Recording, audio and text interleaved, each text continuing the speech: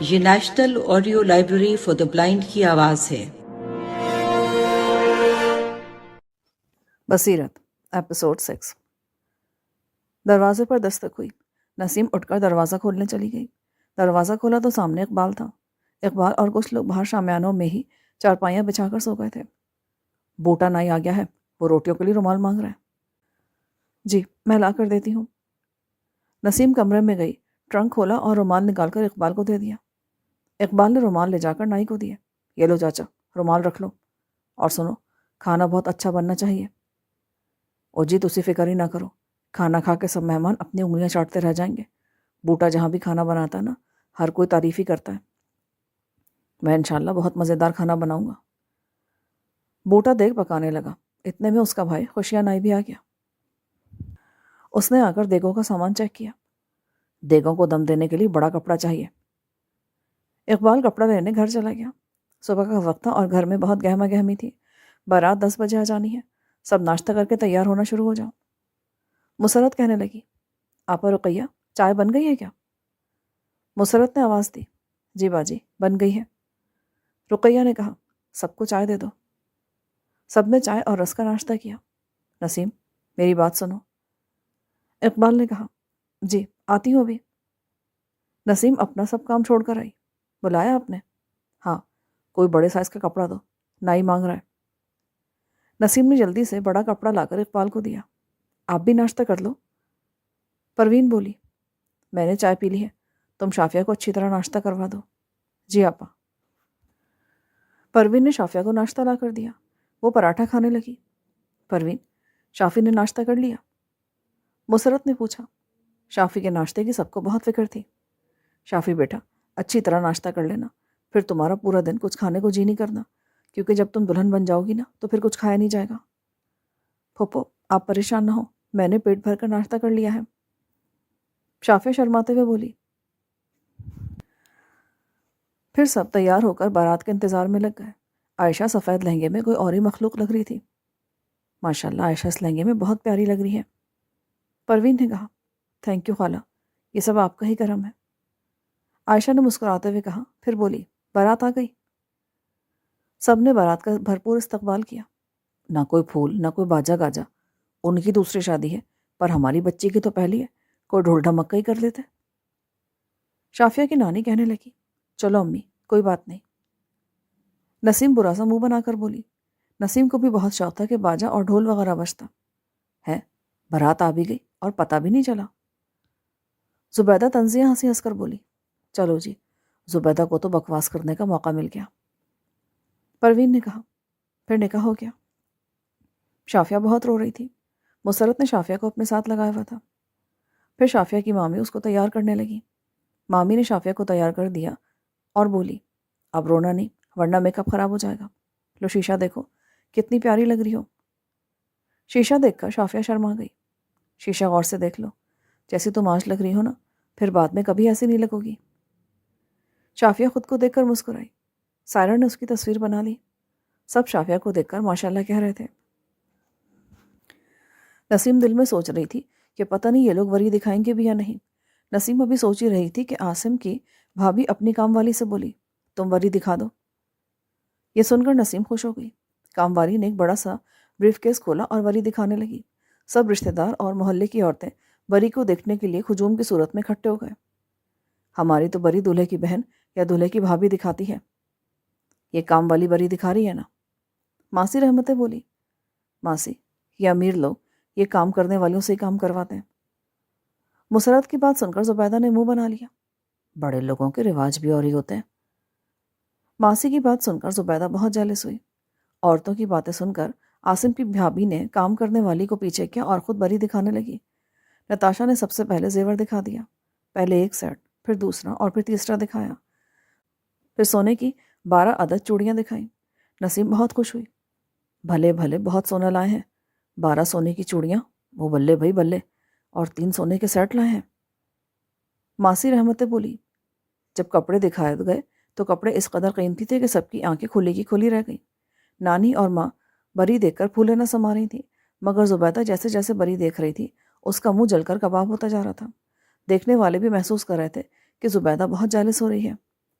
جب نتاشا نے پری دکھا دی تو سب نے بہت تعریف کی۔ نسیم: وہ تیری بیٹی تو سونے سے پیلی ہو گئی ہے، پری دیکھ کر تو میری روح راضی ہو گئی۔ ماسی رحمتیں بولی۔ پھر دولہا گھر آیا، سالیاں دولہے کا رستہ روک کر کھڑی ہو گئیں۔ دولہا ہلکا سا مسکرایا۔ مجھے جانے دو۔ عائشہ بولی۔ نہیں بھائی، اس وقت تک آپ نہیں جا سکتے جب تک ہمیں پیسے نہیں دیتے۔ نہیں بھائی، پیسے تو میں نہیں دوں گا، راستہ بدل لیتا ہوں۔ ایسے ہی کچھ دیر ہنسی مذاق چلتا رہا، پھر دولہے نے 10,000 عائشہ کو دیا، لڑکیوں نے اس کو راستہ دے دیا۔ دولہے کو دیکھ کر زبیدہ بولی، دولہا زیادہ عمر کا لگتا ہے۔ مسرت نے زبیدہ کو گھور کر دیکھا۔ سائرہ بولی، پرسنالٹی تو بہت اچھی ہے۔ ہاں ہاں، لاڑا سونا ہے، پر عمر تھوڑی زیادہ ہے۔ ماسی رحمتیں بولی۔ پھر نسیم سلامی میں دولہے کو گھڑی پہنانے آئی۔ وہ جھجک رہی تھی کہ کیسے پہناؤں، کیونکہ دولہا نسیم کی عمر کا تھا۔ نسیم کی امی سمجھ گئیں کہ نسیم جھجک رہی ہے۔ نانی نے نسیم کے ہاتھ سے گھڑی لے کر خود پہنا دی۔ داماد اور ساس پہلی بار ایک عمر کے دیکھیں۔ زبیدہ نے طنزیہ ہنسی ہنس کر کہا۔ پھر شافیہ کی بہنوں نے دولہا کو تحفے دیے۔ جب نمرہ نے عاصم کو تحفہ دیا تو اس نے نمرہ کو گود میں بٹھا لیا۔ دلہن کو تو لے آئیں۔ عاصم کے دوست کہنے لگے۔ شافیہ کی نانی بولی، ہم دلہن کو دولہے کے ساتھ نہیں بٹھاتے، ہمارا رواج نہیں ہے۔ پر کل تو دلہن ساتھ ہی بیٹھے گی۔ عاصم کا بھائی بولا، آپ اپنے گھر جا کر اپنی مرضی کے ساتھ بٹھانا۔ نانی بولی، اوہو، بڑھیا کو تو بڑا غصہ آ رہا ہے۔ عاصم کے دوست ایک دوسرے کے کان میں کہہ رہے تھے۔ جب دیکھا کہ دولہے والے بہت اصرار کر رہے ہیں دلہن کو ساتھ بٹھانے کے لیے، تو نسیم کو اس کے بھائی نے اشارہ کیا کہ لڑکیوں سے کہے دلہن کو لے آئے۔ اپنے بیٹے کے کہنے پر نانی شافیہ کو اسٹیج پر بٹھانے کے لیے مان گئی۔ شافیہ کی بہنیں ممانی اور پھپھی اس کو لینے گئی۔ شافیہ نظریں جھکائے آہستہ آہستہ قدموں سے اسٹیج کے پاس آ گئی۔ عاصم شافیہ کو دیکھ کر کھڑا ہو گیا۔ اس نے اس کی طرف ہاتھ بڑھایا۔ عاصم کا ہاتھ تھامے شافیہ اسٹیج پر عاصم کے ساتھ بیٹھ گئی۔ وہ دلہن بنی بہت خوبصورت لگ رہی تھی۔ عاصم کے دو سرگوشی میں بولے، عاصم، یو آر سو لکی۔ عاصم شافیہ کو دیکھ کر مسکرا دیا۔ عشرت بولی، دیکھنا بھابھی، شافیہ کتنی خوبصورت لگ رہی ہے۔ زبیدہ جل کر بولی، وہ دیکھی ہوئی ہے۔ دودھ پلائی کی رسم کرو لڑکیوں، نسیم نے کہا۔ اسی طرح چھوٹی موٹی رسموں کے بعد رخصتی کا لمحہ آن پہنچا۔ کوئی بڑا تو تھا نہیں جو اقبال سے اجازت دیتا۔ عاصم کے چھوٹے بھائی نے اقبال سے اجازت لی۔ انکل، اجازت ہو تو رخصتی کروائیں تاکہ ہم ٹائم پر گھر پہنچ جائیں۔ جی بیٹا، اجازت ہے۔ اقبال روتی آواز میں بولا۔ شافیہ کے ماموں نے قرآن پاک پکڑا۔ مسرت نے جلدی سے چاول کا تھال شافیہ کے آگے کیا۔ شافیہ قرآن پاک کے سائے تلے چاول مٹھی بھر کے اپنے اوپر سے پیچھے پھینک رہی تھی۔ اس رسم کا مقصد باپ کے گھر ہمیشہ رزق کی فراوانی رہے ہوتا ہے۔ گاڑی میں بیٹھتے وقت شافیہ نے پیچھے مڑ کر ماں کو دیکھا اور لپٹ کر رونے لگی۔ نسیم روتے ہوئے اپنی بیٹی کے سدا خوش رہنے کی دعائیں کری تھی۔ شافیہ رخصت ہوئی۔ اقبال، نسیم اور شافیہ کی بہنیں دروازے پر کھڑے گاؤں کو دیکھتے رہے۔ گود میں پلنے والی ایک پل میں پرائی ہو جاتی ہے۔ ماسی رحمتیں نے نسیم کو پکڑا اور گھر لے آئی۔ چودھری عاصم کا بنگلہ جو کہ کمال کا تھا، خوب شان و شوکت والا تھا۔ شافیہ نے گاڑی سے قدم نیچے رکھا تو ملازموں نے پھول پھینکے۔ ممانی نے ایک نظر اٹھا کر بنگلے کی طرف دیکھا اور دل میں شکر ادا کیا۔ شافیہ کی دیورانی نتاشا نے شافیہ کو اس کے بیڈ روم میں بٹھا دیا۔ روم انتہائی مہنگی چیزوں سے آراستہ تھا۔ کمرے کا فرنیچر قدرے مہنگا تھا۔ شافیہ گھونگھٹ سے نظریں چرا چرا کر کمرے کا جائزہ لے رہی تھی۔ شافیہ کی دیورانی نے کچھ فروٹ اور جوس بیڈ کے سائڈ ٹیبل پر رکھا اور بولی، تم گھبراؤ مت، ریلیکس ہو کر بیٹھو۔ عاصم بھائی اپنے فرینڈ سے گپ شپ لگا رہے ہیں، تھوڑی دیر میں آ جائیں گے۔ پھر نتاشا چلی گئی۔ عاصم اپنے دوستوں کو رخصت کر کے کمرے میں آیا۔ السلام علیکم کہہ کر گلا صاف کرنے کی آواز کے ساتھ بیڈ کی دوسری طرف بیٹھ گیا۔ شافیہ جو کہ نازک سی لڑکی تھی، عمر کا اتنا زیادہ فرق، وہ گھبرا کر سمٹ گئی۔ اس کی دھڑکن تیز چلنے لگی۔ عاصم جو کہ میچور تھا اور اس لمحے سے گزر چکا تھا، اس نے شافیہ کی کیفیت کو بھانپ لیا۔ اس نے آہستگی سے شافیہ کی طرف ہاتھ بڑھایا اور اس کا ہاتھ تھام کر بولا، گھبراؤ مت، تم مجھے ایک اچھے دوست کی طرح پاؤ گی۔ اس نے شافیہ کو ڈائمنڈ کی رنگ پہنائی۔ شافیہ کو قدرت کی طرف سے ہی اس رشتے میں اطمینان محسوس ہوا اور اس کی گھبراہٹ کم ہوئی۔ عاصم نے بات کرتے ہوئے اپنی بیٹی کا تذکرہ کیا۔ تم جانتی ہو نا کہ میری ایک بیٹی ہے؟ جی، مجھے امی نے بتایا تھا، فروہ نام ہے اس کا نام، ملوائے مجھے اس سے۔ ہاں، لے کر آتا ہوں میں اسے۔ فروہ؟ فروہ؟ کہاں گڑیا رانی؟ عاصم لاؤنج میں کھڑا فروا کو پکارا تھا۔ فروا نے آواز نہ سنی تو وہ اسے سب کمروں میں ڈھونڈتے ہوئے اسٹور روم میں پہنچ گیا۔ ٹوٹے پھوٹے سامان سے بھرا کمرہ اور ٹوٹی کرسی کے پاس پڑا پینٹنگ اسٹینڈ جس پر وہ پسینے کی حالت میں اپنے ذہن میں ابھرتی تصویر کھینچ رہی تھی۔ وہ ننھے کانپتے ہاتھوں سے اپنی ماں کی تصویر بنا رہی تھی، 5 سال کی بچی، لیکن ذہن میں عمر سے بڑے حالات سے چھپنے کی کوشش کر رہی تھی۔ عاصم نے دیکھا تو فروا کو جلدی سے اٹھایا اور اپنے گلے لگا لیا۔ اس کی آنکھوں میں آنسو آ گئے۔ ادھر کیوں بیٹھی ہو میری جان؟ باپ کے گلے لگ کر فروا رونے لگی۔ عاصم نے فروا کو بتایا، آؤ میں تمہیں کسی سے ملواتا ہوں، تم خوش ہو جاؤ گی مل کر۔ فروا کو لگا کہ اسے ماں سے ملوانے لگے۔ بابا جانی، میری ماما سے؟ تم آؤ تو صحیح، تمہیں دلہن آنٹی سے ملواتا ہوں۔ عاصم فروا کو اٹھا کر کمرے میں لے گیا تو شافیہ عاصم کے منتظر تھی۔ عاصم نے فروا کو کہا، بیٹا یہ تمہاری ماما ہے۔ ماما مت بولے، یہ تو آپ ہی ہیں۔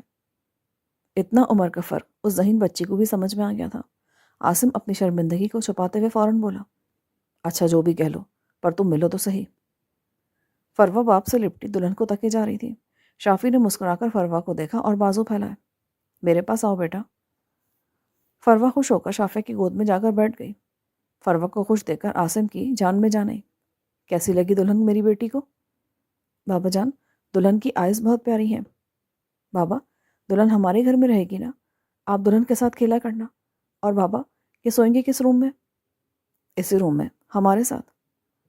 فروا غصے سے چیخنے لگی، نہیں، یہ آپ کا، میرا اور میری ماما کا بیڈ روم ہے، دلہن کو کسی اور کمرے میں سلائیں۔ فروا بری طرح چیخنے چلانے لگی۔ یہ دیکھ کر شافیہ گھبرا گئی۔ عاصم نے فروا کو گلے لگایا، اچھا بیٹا، یہ آپ کا ہی روم ہے، ہم دلہن کو کوئی اور کمرہ دے دیں گے، تم اپنا موڈ ٹھیک کر لو۔ دلہن آنٹی، ان کو ابھی یہاں سے نکالیں، دوسرے روم میں شفٹ کریں، یہ میرا، آپ کا اور میری ماما کا کمرہ ہے۔ عاصم کی آنکھیں نم تھیں۔ فروا کی حالت دیکھ کر وہ جلدی سے اسے اٹھا کر اپنے بیڈ روم سے نکل کر سیڑھیاں اترنے لگا۔ وہ فروا کو ٹی وی لاؤنج میں لایا۔ فروا کی بلی جو فروا کے پاس رہتی تھی اس کے ارد گرد گھومنے لگی۔ عاصم نے کہا، دیکھو تمہاری کیٹ تمہیں بلا رہی ہے۔ فروا کے آنسو نہیں رک رہے تھے۔ اس کی آواز سن کر اس کے چچا اور چچی بھی اپنے روم سے بھاگے چلے آئے۔ نتاشا نے فروا کو اپنے ساتھ لگا لیا۔ Farwa, what happened? نتاشا نے پوچھا تو فروا اپنے چاچو سے لپٹ کر رونے لگی۔ وہ روم میری ماما کا ہے، اس میں صرف میں ہی سوں گی۔ بابا وہ روم دلہن آنٹی کو دینا چاہتے ہیں۔ فروا کے چاچو نے اس کے آنسو صاف کیے اور اس کو پیار سے سمجھانے لگے، بس اتنی سی بات، آج سے فروا میرے ساتھ سوئے گی، ہم دلہن آنٹی کو کل دوسرے روم میں شفٹ کر دیں گے، بابا کا روم صرف میری بیٹی کا ہی ہے۔ ادھر شافیہ کمرے میں بیٹھی تذبذب کا شکار تھی۔ خوف اس کم عمر لڑکی کو گھیرے ہوئے تھا، ایسی کیفیت جس کا کبھی سوچا نہ ہو۔ کبھی وہ گھڑی کو اور کبھی دروازے کی طرف دیکھنے لگتی۔ چوکیدار کے وصل سے وہ گارڈن کی طرف کھلنے والی کھڑکی کی طرف متوجہ ہوئی۔ اس نے کھڑکی کھولی اور باہر جھانکنے لگی۔ رات کا آدھا پہر درختوں میں پرندے اپنے گھونسلوں میں سکون سے سوئے ہوئے تھے۔ وہ یکدم ڈر گئی جب دوسری طرف سے گارڈن میں پالتو کتے بھونکنے لگے۔ وہ جلدی سے کھڑکی بند کر کے سہم کر بستر پر بیٹھ گئی۔ بھوک سے برا حال تھا۔ کچھ ہمت کر کے اس نے پاس پڑا سیب اٹھا لیا اور بغیر کاٹے اپنے انداز سے کھانے لگی۔ ساتھ ساتھ وہ بڑبڑا بھی رہی تھی، یہ امیر لوگوں کے بگڑے ہوئے بچے، ہماری نمرا بھی تو اسی عمر کی ہے، امی کے گھوڑنے سے ایک طرف بیٹھ جاتی ہے اور ایک یہ فروا ہے، سب کو اپنے آگے لگایا ہوا ہے۔ ہمارے گھروں میں دلہن کا استقبال کیا جاتا ہے، دیکھنے آتے ہیں دلہن کو۔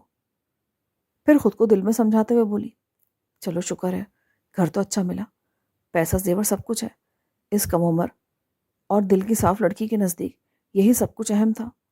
فروا اپنی چچی نتاشا کے ساتھ ان کے روم میں چلی گئی۔ عاصم اور سجاد وہی لاؤنج میں بیٹھ گئے۔ سجاد بولا، یار عاصم، اگر تم نے شادی کرنی تھی تو کسی میچور لڑکی سے کرتے جو فروا کی زندگی میں موجود خلا کو سمجھ سکتی۔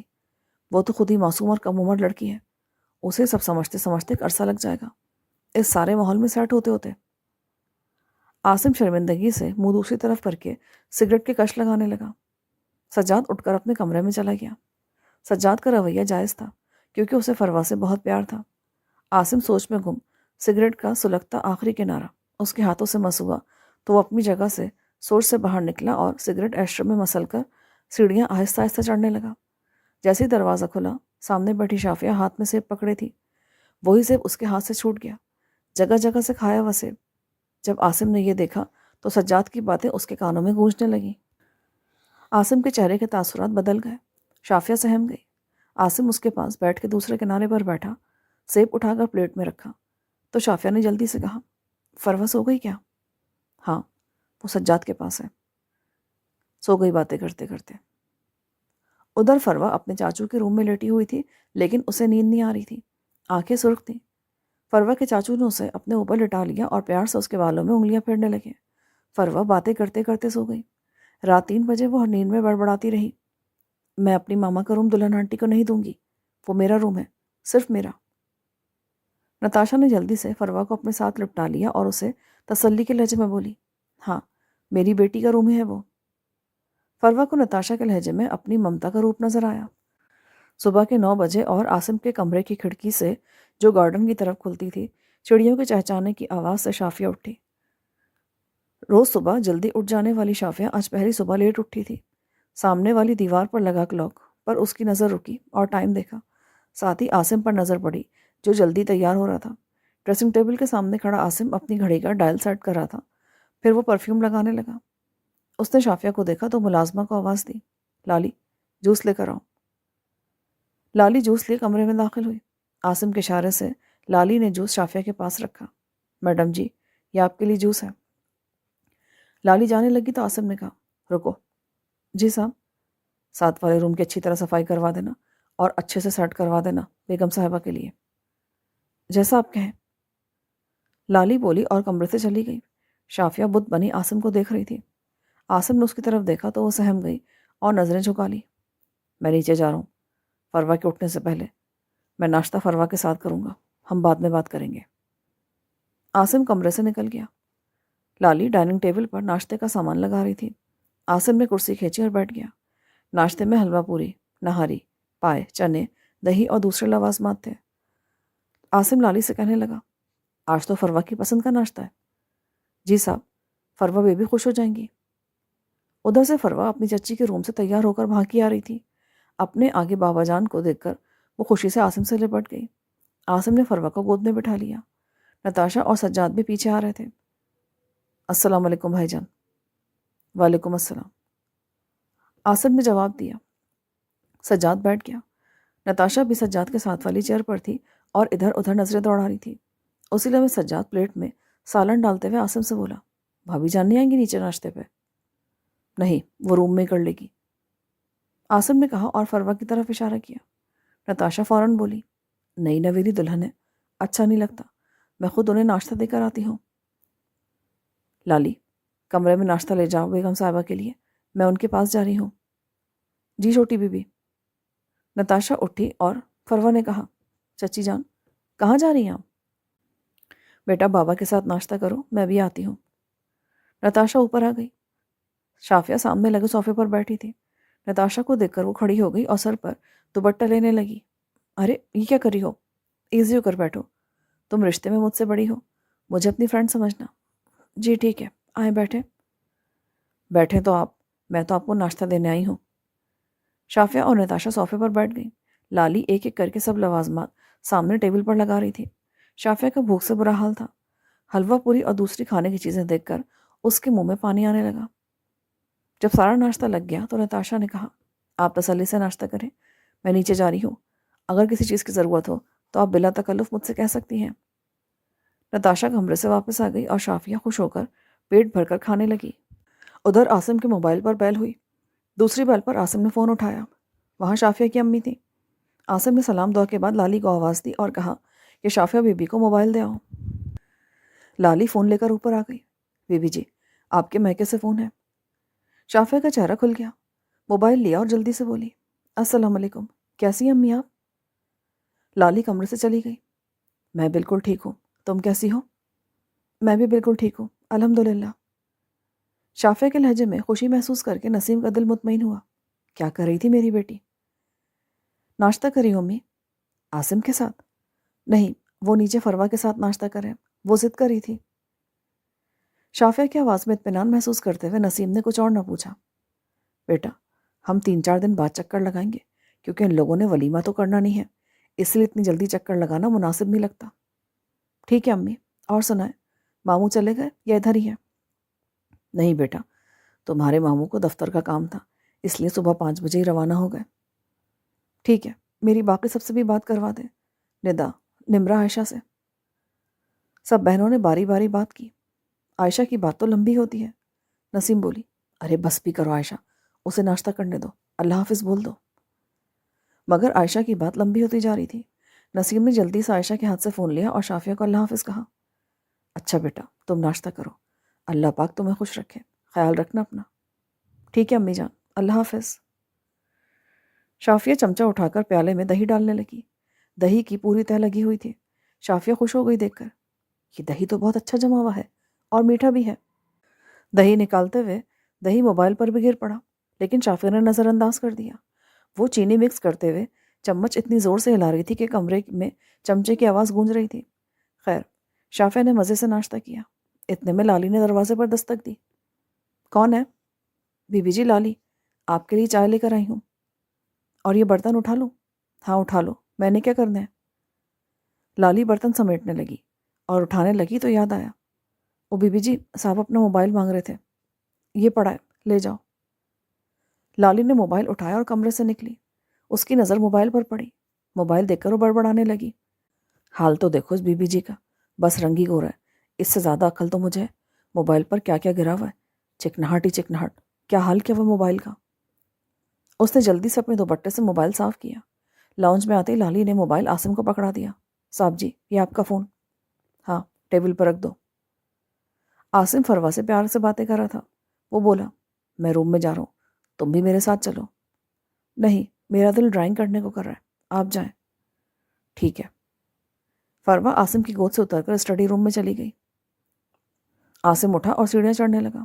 ادھر کمرے میں شافیہ چائے کا کپ لیے صوفے پر بیٹھی چسکیاں لے رہی تھی۔ چائے پینے کی آواز کمرے سے باہر بھی آ رہی تھی۔ اتنے میں عاصم نے دروازہ کھولا اور اندر آیا۔ شافیہ سہم گئی۔ شافیہ، تمہاری چسکیوں کی آواز کمرے سے باہر تک آ رہی تھی، جو اچھی بات نہیں ہے، چائے پینے کا طریقہ ہونا چاہیے۔ عاصم نے کپ لیا اور شافیہ کو پیار سے سمجھانے لگا، دیکھو چائے ایسے پیتے ہیں کہ سپ لیتے وقت آواز نہ پیدا ہو۔ شافیہ کے کانوں میں اس کی آواز گونجنے لگی۔ وہ جب چائے پیتی تھی تو اس کی امی بھی اسے اس حرکت پہ ٹوکتی تھی، اور آج عاصم نے بھی یہی بات سمجھائی تھی۔ اس نے کوشش کی، لیکن وہ کم عمر لڑکی اپنی پختہ عادت کو جلد نہ سمجھ سکی اور اکتا کر کپ سائڈ ٹیبل پر رکھ دیا۔ عاصم نے کہا، کیا ہوا؟ میرا دل نہیں کر رہا چائے پینے کو۔ شافیہ نے گھبرائے ہوئے لہجے میں کہا۔ عاصم نے پیار سے اس کا ہاتھ تھاما اور مسکرا دیا۔ شافیہ شرما گئی اور سمٹ گئی۔ اس کے جھکے ہوئے چہرے پر آئے بال عاصم نے پیار سے پیچھے کیے۔ شافیہ جو خوبصورتی میں کمال تھی۔ عاصم لمحے بھر کو کھو گیا۔ او شافیہ، میرے تو ذہن سے نکل گیا، ہم شام کو باہر جا رہے ڈنر کے لیے، تم اچھا سا تیار ہو جانا۔ اور ہاں، میرے فرینڈس کی وائف آ رہی ہیں تم سے ملنے، ابھی سے ریڈی ہو جاؤ، لیکن کپڑے میری پسند کے پہننا۔ عاصم اٹھا اور الماری کھولی، پنک کلر کی میکسی نکال کر بیڈ پہ رکھ دی، ساتھ ہی لاکر سے ڈائمنڈ کا سیٹ نکال کر میکسی پر رکھ دیا۔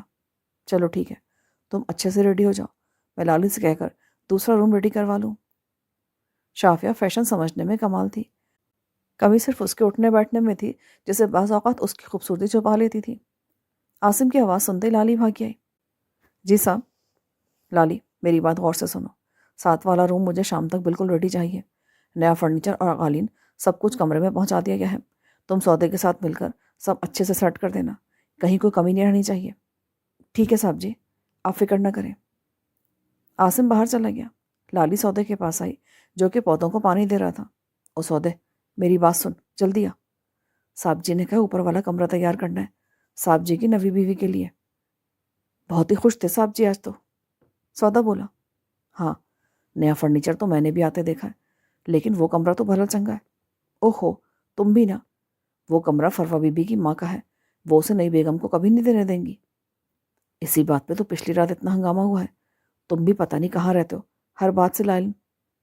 اچھا اچھا، لگ گیا نا پتہ، پر یہ فروا بی بی بہت پیاری ہے، لیکن اپنے منہ کی پکی ہے۔ سودا ہنسنے لگا۔ ویسے لالی، یہ نئی بی بی جی ہیں بڑی خوبصورت۔ ہاں، شکل ہی اچھی ہے، پر عقل سے تو وہ پیدل ہے۔ او جا لالی، بس کر، تجھ میں عقل ہوتی تو تجھے طلاق نہ ہوتی، اور خود کو دیکھ، عمر 40 کے قریب ہے اور ابھی چھڑے کا چھڑا ہی ہے۔ چلا، صحیح زیادہ سننا لینا مجھ سے۔ سودا بیچارے نے پانی بند کرتے ہوئے پائپ سائڈ پر رکھا اور اپنا صافہ اٹھا لیا، ہاتھ صاف کیے اور کندھے پر رکھ کر لالی کے پیچھے چلنے لگا۔ کمرے میں آتے دونوں ملازم فرنیچر کو تکنے لگے جو ان کی نظروں نے پہلی بار ایسے فرنیچر کو دیکھا تھا۔ لالی منہ ہی منہ میں بڑبڑائی، بھاری قسمت۔ سودا بیڈ سیٹ کرنے لگا۔ لالی جو عاصم کی پسند کو اچھے سے جانتی تھی، سودے کو سب سمجھا رہی تھی کہ کیسے سیٹ کرنا ہے۔ سودے نے سلیقے سے قالین بچھاتے ہوئے ہر چیز اچھے سے اپنی جگہ پہ جما دی۔ سب کچھ ٹھیک ہے نا؟ سودے نے لالی سے کہا۔ ہاں ٹھیک ہے، اور کمرہ اچھے سے تیار کر کے دونوں کمرے سے باہر آ گئے دروازہ بند کر کے۔ شافیہ صوفے پر بیٹھی میکسی کو تکے جا رہی تھی اور ذہن میں ابھرتی سوچ کہ کوئی بیوٹیشن تیار کرنے کے لیے آئی ہوگی شاید۔ ابھی وہ سوچ ہی رہی تھی کہ موبائل کی وائبریشن ہوئی۔ ہیلو شافیہ، میں عاصم، سنو، تمہیں یاد کرانے کے لیے فون کیا کہ ریڈی ہو جاؤ ابھی میرے گھر آنے تک۔ جی ٹھیک ہے۔ اس نے میکسی اٹھائی اور کمرے سے گزرتے ہوئے ڈریسنگ روم میں چلی گئی۔ میکسی پہن کر جیسے ہی وہ شیشے کے آگے کھڑی ہوئی، وہ خوبصورتی میں کمال لگنے لگی۔